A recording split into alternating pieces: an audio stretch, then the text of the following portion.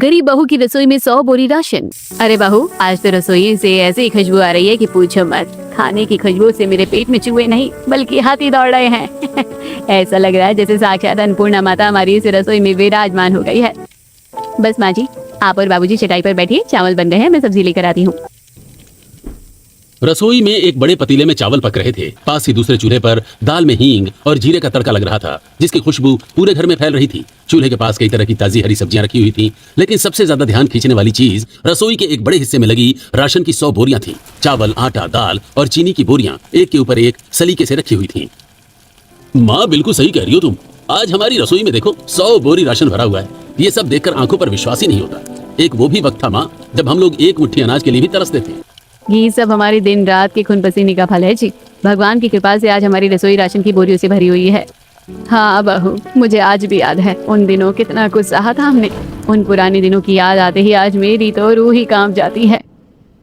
आखिर इन लोगों के पास ये 100 बोरी राशन कहाँ से आया और वो कौन से काले दिन थे जिन्हें याद करके आज भी इस परिवार की आंखें छलक उठती हैं? ये जानने के लिए चलिए कहानी में थोड़ा पीछे चलते हैं। भाभी, मुझे कॉलेज के लिए देर हो रही है, जल्दी से कुछ खाने को दे दो ना। कल रात भी मैंने ठीक से नहीं खाया था। ईशानी कॉलेज जाने के लिए तैयार हो रही थी। वो अपने कंधे पर एक पुराना बैग लटकाए रसोई में आती है। अभी देती हूँ ईशू, तू बैठ बाहर। नंदिनी रसोई के कोने में रखे एक पुराने एल्यूमिनियम के डिब्बे का ढक्कन खोलती है। डिब्बे में मुश्किल से मुट्ठी भर चावल थे, जिसे देखकर नंदिनी का चेहरा उदास हो जाता है।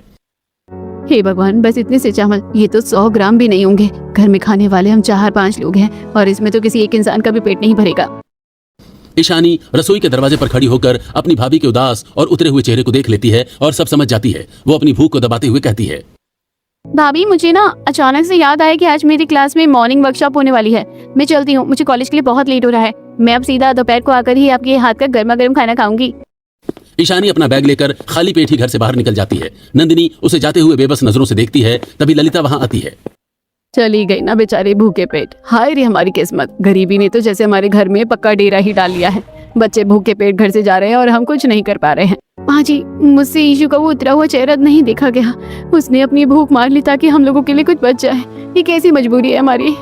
ललिता और नंदिनी अपनी किस्मत को कोस रहे थे। तभी विराज काम पर जाने के लिए अपनी पुरानी कमीज पहनते हुए कहता है, जिसका चेहरा थका और मुरझाया हुआ था। नंदिनी, खाना बन गया है क्या? मुझे जल्दी काम पर निकलना है। सेठ जी गुस्सा करेंगे अगर देर हो गई तो। नंदिनी रसोई से एक छोटी सी प्लेट लेकर आती है। प्लेट में मुट्ठी भर चावल, आम का अचार रखा था। दाल या सब्जी का नामो निशान नहीं था। नंदिनी कांपते हाथों से प्लेट विराज के सामने रखती है। जी, घर में बस यही बचा था, आप इसे खा लीजिए, दिन भर का काम करना है आपको। विराज उस प्लेट को देखता है। उसे पता है कि यह घर का आखिरी निवाला है। वो बिना कोई सवाल किए चुपचाप जमीन पर बैठ जाता है और खाना खाने लगता है। खाना खत्म करने के बाद, नंदिनी, आज तो अचार के साथ चावल खाकर मेरा पेट भर गया है। तुम चिंता मत करो, मैं आज मजदूरी के पैसे लेकर आऊंगा, फिर हम राशन लेने चलेंगे। विराज अपनी पत्नी का दिल नहीं दुखाना चाहता था, इसीलिए वो उससे पेट भरने का झूठ बोलता है और अपना झोला उठाकर काम पर चला जाता है। गई भैंसबानी में। उनके घर से निकलते ही बारिश शुरू हो गई। पता नहीं वो कारखाना पहुंचे भी होंगे या नहीं। बाहर बहुत तेज बारिश हो रही है। बारिश की वजह से कारखाने के अंदर घुटनों तक गंदा पानी भर गया था। मशीनें पानी में डूबी हुई थी। विराज भीगता हुआ कारखाने में पहुंचता है। कारखाने का मालिक एक ऊंची जगह पर खड़ा होकर चिल्ला रहा है, अरे तुम लोग जाओ, आज कोई काम नहीं होगा। देख नहीं रहे हो कारखाने में पानी भर गया है। जब तक ये पानी नहीं निकलेगा और मशीनें पूरी तरह से ठीक नहीं होंगी, तब तक काम बंद रहेगा। सेठ जी, ऐसा मत कीजिए, मेरे घर में राशन का एक दाना नहीं है। अगर आज दिहाड़ी नहीं मिली तो मेरा पूरा परिवार आज भी भूखा रह जाएगा। मालिक, मशीनें ठीक होने तक मुझे कोई काम दे दीजिए या कुछ पैसे एडवांस दे दीजिए, मैं आपके पैर पड़ता हूँ। पैसे पेड़ पर उगते हैं क्या? यहाँ मेरा लाखों का नुकसान हो गया है। मशीनें पानी में डूब गई हैं और तुझे अपने एडवांस की पड़ी है। भाग यहाँ से, जब कारखाना खुलेगा तब आना। अभी मेरे पास फूटी कौड़ी नहीं है किसी को देने के लिए। सेठ जी सभी मजदूरों को कारखाने से भगा देते हैं। विराज निराश होकर भारी कदमों से अपने घर की तरफ लौटता है। नंदिनी आंगन में झाड़ू लगा रही थी। तभी दरवाजा खुलता है और विराज सिर झुकाए भीगे हुए कपड़ों में अंदर आता है। क्या हुआ जी, आप इतनी जल्दी वापस कैसे आ गए और आपकी हालत ऐसी क्यों है?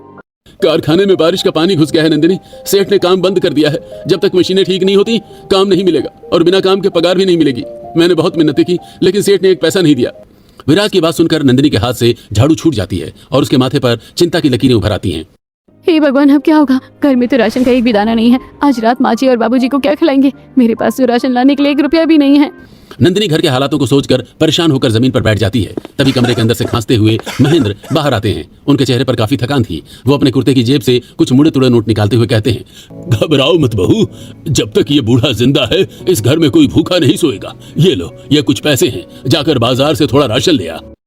ये पैसे आपके पास कहाँ से आए जी? आप ये पैसे कहाँ से लाए? आपकी तो तबीयत भी ठीक नहीं है, क्या आप मुझसे कुछ छुपा रहे हैं? महेंद्र अपने छिले हुए हाथों को अपने पीठ के पीछे छुपाते हुए कहते हैं, ये पैसे मेरे पास थे। झूठ मत बोलिए, मुझसे झूठ मत बोलिए। और क्या छुपा रहे हैं आप? अपने हाथ आगे कीजिए। ललिता, मैं कल खेत में काम करने चला गया था, वहीं से ये मजदूरी के पैसे मिले हैं। मैं अपने सामने अपने बच्चों को ऐसे भूख से तड़पते हुए नहीं देख सकता। मेरी बीमारी से ज्यादा मुझे तुम लोगों के खाली पेट का दर्द सताता है। बेटा नंदिनी, जा जल्दी से कुछ राशन ले आ। नंदिनी कांपते हाथों से वो पैसे ले लेती है। उसकी आंखों से आंसू छलक पड़ते हैं। वो पैसे लेकर राशन की दुकान पर जाती है। दुकान में राशन की बोरियां सजी हुई थी। नंदिनी हिचकिचाते हुए दुकान में जाती है। भैया, मुझे 1 पाव चावल और 1 पाव दाल दे दीजिए। तभी दुकान पर एक अमीर और घमंडी औरत आती है। उसने भारी गहने और बनारसी साड़ी पहनी थी। अरे भाई, ये लो पैसे लो, मेरे घर राशन भिजवा देना। 1 बोरी वाले बासमती चावल, 1 बोरी अरहर की दाल, 1 बोरी आशीर्वाद आटा, और हाँ, चीनी भी भिजवा देना। जी बहन जी, अभी भिजवाता हूँ। आपका काम तो सबसे पहले होगा। दुकानदार तुरंत उस अमीर औरत से प्यार से बात करने लगता है और अपने नौकरों को बोरियां उठाने का आदेश देता है। नंदिनी उन राशन की बड़ी बड़ी बोरियों को देखती है और अपने मन में सोचती है, ईश्वरी, ये कैसा अन्याय है तेरा। किसी के पास इतना है कि बोरियां कम पड़ रही है और हम लोग 1 पाव राशन के लिए मोहताज है। क्या कभी हमारे घर में भी राशन की बोरी आएगी? राकेश नंदिनी को राशन देता है। नंदिनी अपना 1 पाव चावल और 1 पाव दाल लेकर अपना सिर झुकाए घर लौट आती है। रात का समय था। वो रसोई में जाकर बहुत ही गीला खिचड़ी बनाती है। इतनी से दाल चावल की खिचड़ी से अगर सबका पेट भरना है तो मुझे ऐसे पानी वाली खिचड़ी बनानी होगी। खिचड़ी बनाने के बाद नंदिनी सभी को खाना परोसती है। ये क्या है बहू, ये कैसा खाना बनाया है तूने? ये खिचड़ी है, इसमें तो सिर्फ पानी ही पानी तैरा है। मैं क्या करूँ माँ जी, हम 5 लोग हैं। अगर मैं सूखी खिचड़ी बनाती तो किसी का पेट नहीं भरता, इसलिए मैंने इसमें ज्यादा पानी डाल दिया ताकि कम से कम सबका पेट पानी से ही सही पर भर तो जाए। तभी ईशानी एक कटोरी में वो पानी वाली खिचड़ी डालती है और माहौल को हल्का करने की कोशिश करती है। अरे माँ, अभी ना भाभी ने कितनी बढ़िया खिचड़ी बनाई है। आपको पता है शहर में लोग इसे सूप कहते हैं। मुझे तो ये बहुत टेस्टी लग रही है। ईशु बिल्कुल सही कह रही है। जो भगवान ने रूखा सूखा दिया है उसे प्रसाद समझकर खा लेना चाहिए। ललिता, तू भी चुपचाप खा ले। सब लोग वो पानी जैसी खिचड़ी पीने लगते हैं। तभी सभी खाना खाकर सो जाते हैं। अगले दिन घर में एक अजीब सा सन्नाटा और उदासी थी। मेरे पेट में बहुत तेज दर्द हो रहा है। ऐसा लग रहा है जैसे कोई अंदर से अतड़ियां खींच रहा हो। भूख की वजह से महेंद्र की हालत बहुत खराब हो गई थी। वो चारपाई पर लेटे थे और दर्द से कराह रहे थे। ललिता भी जमीन पर बैठी अपने पेट को दबाए हुए थी। मेरा भी शरीर टूट रहा है। कल रात से बस वो पानी वाला खिचड़ी ही तो पिया था। अब तो आंखों के सामने अंधेरा सा छा रहा है। विराज कमरे के एक कोने में दीवार से सिर टिकाए बैठा था। उसकी आंखों में बेबसी के आंसू थे। जी आप कुछ करते क्यों नहीं? देखिए बाबूजी की हालत। माँ जी भी दर्द से तड़प रही है। अगर इन्हें तुरंत कुछ खाने को नहीं मिला तो अनर्थ हो जाएगा। कुछ कीजिए ना। मैं क्या करूं नंदिनी? तू ही बता, मैं क्या करूं? मैं लाचार हूं। मैंने हर जगह हाथ पैर मार लिए। मुझे कोई काम नहीं दे रहा, कोई उधार नहीं दे रहा। पूरे कमरे में सिर्फ रोने और कराहने की आवाजें गूंज रही थी। ललिता दर्द सहते हुए ईशानी को पास बुलाती है। ईशु, तू एक काम कर, जा जाकर हमारी पड़ोसन से 1 कटोरी राशन मांग ले। मुझे पता है ये शर्म की बात है, लेकिन अब झूठी शान का कोई फायदा नहीं है। जा बेटी। ईशानी भारी कदमों से अपने घर से निकलकर पड़ोसन के दरवाजे पर जाती है। उसे बहुत संकोच हो रहा था। वो दरवाजा खटखटाती है। सुशीला बाहर आती है। चाची जी, वो घर में सब बीमार हैं। भूख से सबका बुरा हाल है। क्या आप मुझे 1 कटोरी आटा उधार दे सकती हैं? मैं भैया की पगार मिलते ही वापस कर दूंगी। अरे नंदिनी, तू इसमें झिझक क्यों रही है? हम पड़ोसी हैं। सुख दुख में तो हम एक दूसरे के ही काम आएंगे। तू अंदर आ, मैं तुझे दे देती हूँ। सुशीला ईशानी को अपने घर के अंदर ले जाती है। ईशानी की नजर सुशीला की रसोई पर पड़ती है। वहां राशन के डिब्बे भरे हुए थे और राशन के बोरे रखे थे। ये सब देखकर ईशानी अपने ख्यालों में खो जाती है। सुशीला आंटी के पास कितने सारे राशन की बोरियां हैं। काश हमारे घर में भी इतनी सारी राशन की बोरियां होती। ईशानी मन ही मन ये सब सोच रही थी। तभी सुशीला एक बड़े कटोरे में आटा भरकर लाती है और ईशानी को दे देती है। ले बेटी, इसे ले जा, और किसी चीज की जरूरत हो तो बिना संकोच के मांग लेना। आपका ये एहसान मैं जिंदगी भर नहीं भूलूंगी चाची जी। ईशानी आटा लेकर दौड़कर घर आती है। वो तुरंत चूल्हा जलाती है और उस 1 कटोरी आटे से मुश्किल से 5-6 रोटियां सेकती है और फिर उन रोटियों को लेकर कमरे में जाती है। माँ, बाबूजी, जल्दी से रोटियां खा लीजिए। और तुम तीनों, ईशु, विराज और तूने क्या खाया? हमने खा लिया बाबूजी। आप हमारी चिंता मत कीजिए, बस आप लोग इसे खाकर दवा ले लीजिए। ईशानी और विराज दोनों नंदिनी की तरफ देखते हैं। वे जानते हैं कि नंदिनी झूठ बोल रही है। घर में और कोई रोटी नहीं है। उन तीनों के पेट भूख से सुलग रहे थे, लेकिन अपने बुजुर्गों के लिए वो भूखे पेट ही सो जाते हैं। अगले दिन सुबह से ही बारिश हो रही थी। अब बस बहुत हो गया। ऐसे हाथ पर हाथ धरकर बैठने से कुछ नहीं होगा। मैं काम ढूंढने के लिए जा रहा हूँ। विराज एक टूटा हुआ छाता लेकर बारिश में ही काम ढूंढने के लिए निकल जाता है। बारिश बहुत तेज हो रही थी। विराज कई जगहों पर जाकर काम ढूंढता है, वहीं घर पर। एक तो हमारे घर में सुबह से चूल्हा नहीं जला है, ऊपर से ये बारिश रुकने का नाम ही नहीं ले रही है। छत से पानी टपक टपक कर हमारा घर भर जाएगा। नंदिनी बारिश की वजह से बहुत चिढ़ी हुई थी। तभी ईशानी छत से टपक रहे पानी की जगह पर बर्तन लगाती है। विराज भी बाहर से थका हारा अंदर आता है। उसके कपड़े बारिश से भीग चुके थे। आप आ गए, कुछ काम मिला क्या? सुबह से घर में एक दाना नहीं है, ईशानी के पेट में चूहे कूद रहे हैं। नहीं नंदिनी, बारिश का मौसम है, सारा काम ठप पड़ा है। मैंने पूरे शहर के चक्कर काटे लेकिन कहीं कोई मजदूरी नहीं मिली। ललिता और महेंद्र कमरे से बाहर आते हैं। ललिता के चेहरे पर एक अजीब सी उदासी और चिड़चिड़ाहट है। आज फिर तुझे कोई काम नहीं मिला। भगवान ने हमारे नसीब में से भूखे मरना ही लिखा है। शांत हो जाओ भगवान। लड़का सुबह से कोल्हू के बैल की तरह मेहनत कर रहा है। बारिश में सबका काम बंद है, वो क्या करे बेचारा। बाबूजी ठीक कह रहे माँ, मैंने बहुत कोशिश की लेकिन किसी को अभी मजदूर नहीं चाहिए। सबकी बातें सुनकर नंदिनी काफी परेशान हो गई थी। वो घर के बाहर आ जाती है। नंदिनी आंगन में खड़ी होकर घर के पीछे पड़ी अपनी कई बीघा बंजर जमीन को देख रही थी। वो घर के अंदर जाती है। हमारी जमीन कितनी बड़ी है, अगर ये उपजाऊ होती तो आज ससुर जी को दूसरे के खेतों में काम करने की जरूरत ही नहीं पड़ती और हमें यूं भूखे पेट नहीं सोना पड़ता। हम अपने ही खेत में सब्जियां और अनाज उगाते। ओ बहू, उस मनहूस और बंजर जमीन का नाम भी मत ले मेरे सामने। जब जब हमने उस जमीन पर खेती करने की या फसल उगाने की कोशिश की है, हमारी मेहनत और पैसा दोनों बर्बाद हुए हैं। अब हम उस मनहूस मिट्टी में कोई काम नहीं करेंगे, वो किसी काम की नहीं है।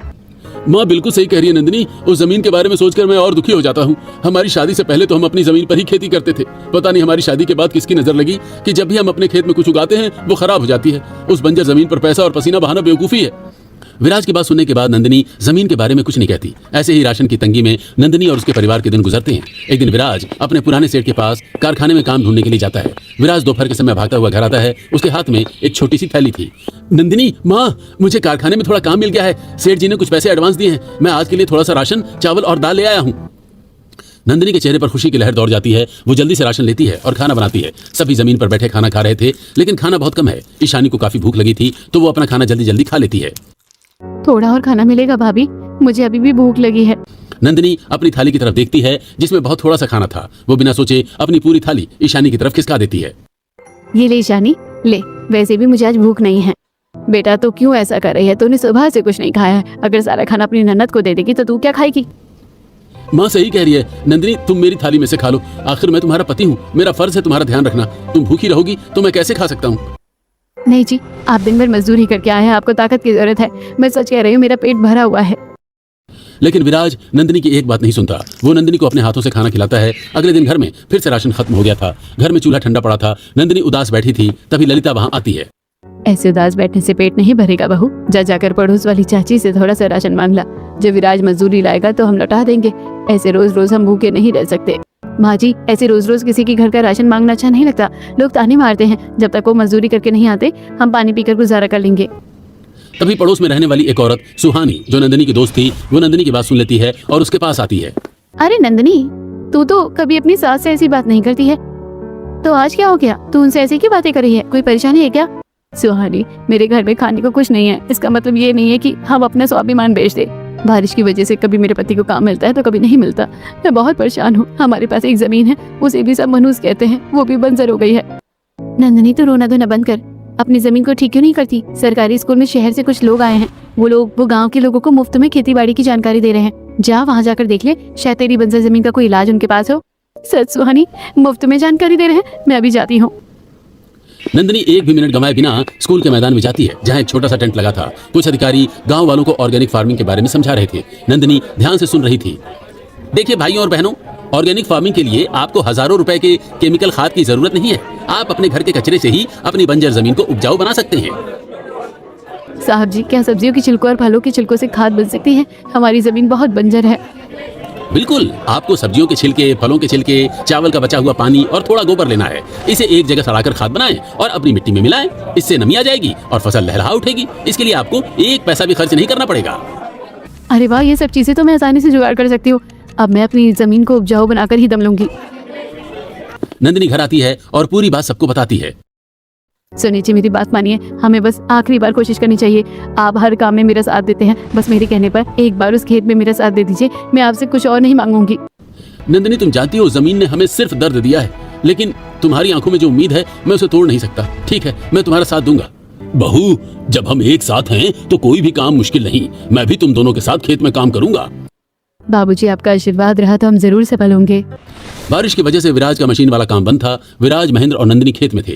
विराज और महेंद्र कुदाल से कड़ी जमीन को खोद रहे थे। बारिश रुक चुकी थी तो धूप में काम करने की वजह से उन्हें पसीना आ रहा था। अरे ओ विराज, इस पत्थर जैसी जमीन में जुताई करके समय क्यों बर्बाद कर रहे हो? यहाँ तो घास का तिनका भी नहीं उगता। समय बताएगा काका, मेहनत कभी बेकार नहीं जाती। बेटा, अब मेरे शरीर में इतनी जान नहीं रही, मेरी तबीयत खराब हो रही। आप बैठिए बाबूजी, आप आराम कीजिए। हमने काफी जुताई कर ली है, लेकिन इस सूखी मिट्टी में डालेंगे क्या? नंदिनी दूर से एक पुरानी प्लास्टिक की बाल्टी लाती है। ये देखिए बहू, ये बाल्टी में क्या गंद मचा रखी है तूने? ये क्या सड़ा गला ले आई है तू? माँ जी, ये वो अमृत है जो इस बंजर जमीन की प्यास बुझाएगा। मैंने पड़ोसियों से और बाजार से सब्जियों के छिलके, फलों के छिलके और चावल का पानी इकट्ठा करके ये खाद बनाई है। स्कूल के शहरी बाबू ने कहा था ये सबसे अच्छी खाद है। नंदिनी अपने हाथों से वो प्राकृतिक खाद पूरे खेत की मिट्टी में मिला देती है। कुछ दिन बीत जाते हैं। विराज जी, माँ जी, हमारे खेतों में खाद डाले काफी दिन हो गए हैं। मिट्टी उपजाऊ हो गई होगी। मुझे लगता है कि अब हमें खेती शुरू कर देनी चाहिए। तुम सही कह रही हो नंदिनी, चलो चलते हैं और बीज बो देते हैं। मैं उधार में ये चावल और मक्का का बीज लेकर आया हूँ। विराज, नंदिनी, महेंद्र वो सभी मिलकर खेतों में बीज बोते हैं और सिंचाई करते हैं। नंदिनी और उसका पूरा परिवार अपने खेत का अच्छे से ख्याल रखते हैं। नंदिनी खेतों में पानी और समय समय पर घर की चीजों से बना कीटनाशक लाकर डालती है। ऐसे ही दिन गुजरते हैं। एक दिन जब नंदिनी खेतों में पानी डालने के लिए जाती है, तब अपने खेतों को देखकर वो खुशी से दौड़ती हुई घर आती है। माँ जी, बाबूजी उठिए, चमत्कार हो गया। हमारे खेत में छोटे छोटे हरे हरे पौधे निकल आए हैं। पूरा परिवार खेत की तरफ दौड़ता है। हरी भरी कोपले देखकर सबकी आंखों में खुशी के आंसू आ जाते हैं। बहू, तूने तो चमत्कार कर दिया। मैंने तो हार मान ली थी। सब कुछ अच्छा चल रहा था, लेकिन यह खुशी कुछ दिनों के लिए ही थी। एक सुबह जब परिवार खेत पहुंचता है तो उनके होश उड़ जाते हैं। कई पौधे जड़ से उखड़े हुए थे। फसल बर्बाद कर दी गई थी। हे भगवान, ये क्या हो गया? ऐसा लगता है इस बार भी रात में जंगली जानवरों ने हमारी सारी मेहनत बर्बाद कर दी। मैंने तो कहा था इस मनु जमीन पर कुछ नहीं हो सकता। नंदिनी के परिवार वाले अपनी मेहनत खराब होते देखकर टूट जाते हैं। सभी परेशान हो रहे थे। तभी नंदिनी का ध्यान मिट्टी पर एक जूते के पैरों के निशान पर जाता है। ये पैरों के निशान किसी जानवर के तो नहीं लग रहे हैं, और दाल के पौधों में कुछ काला काला गिरा हुआ है। ये जानवरों को काम नहीं, किसी ने जानबूझकर हमारी फसल खराब की है। मैं उस इंसान का पता लगा कर ही रहूंगी। नंदिनी और उसके परिवार वाले उदास होकर घर आ जाते हैं। माँ जी, बाबूजी, विराज जी, हमें ऐसे हार नहीं माननी चाहिए। हमें फिर से खेती करनी चाहिए। नंदिनी, तुम्हारा दिमाग तो नहीं खराब हो गया? तुम्हें दिख नहीं रहा है क्या हमारी मेहनत बर्बाद हो गई है? और कितनी बार हम मेहनत करेंगे? विराज जी, बस एक बार और। माँ जी, आपकी वो पुरानी साड़ियाँ जो बक्से में रखी है वो मुझे दे दीजिए। साड़ियाँ का तू क्या करेगी खेत में? आप बस देखते जाइए। नंदिनी पुरानी साड़ियों को फाड़कर खेत के चारों तरफ एक बाड़ बनाती है ताकि जंगली जानवर आसानी से अंदर ना सकें। नंदिनी खेतों में काम कर रही थी, तभी विराज वहां आता है। ये सब करने से कुछ नहीं होगा नंदिनी, तुम बस अपनी मेहनत और समय बर्बाद कर रही हो। मैं आपकी बात समझ रही हूँ, पर वैसे भी हमारे पास खोने के लिए और कुछ नहीं है। एक बार और मेहनत करने में क्या जाता है।